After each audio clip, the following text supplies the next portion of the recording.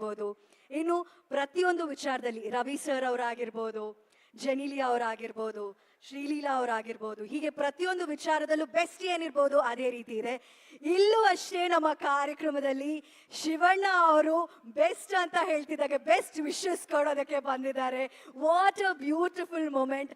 ಆತ್ಮೀಯವಾದ ಸ್ವಾಗತ ನಮ್ಮ ಕರುನಾಡ ಚಕ್ರವರ್ತಿ, ಎಲ್ಲರ ಪ್ರೀತಿಯ ಹ್ಯಾಟ್ರಿಕ್ ಹೀರೋ ಶಿವಣ್ಣ ಅವರಿಗೆ.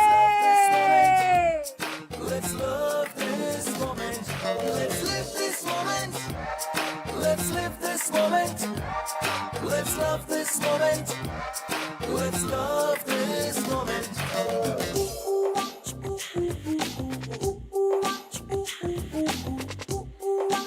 ಶಿವಣ್ಣ ಅವರು ಹಾಗೂ ರವಿ ಸರ್ ಆ ಎರಡು ಕಾಂಬಿನೇಷನ್ ಅಲ್ಲಿ ನೋಡೋದಕ್ಕೆ ಚಂದ.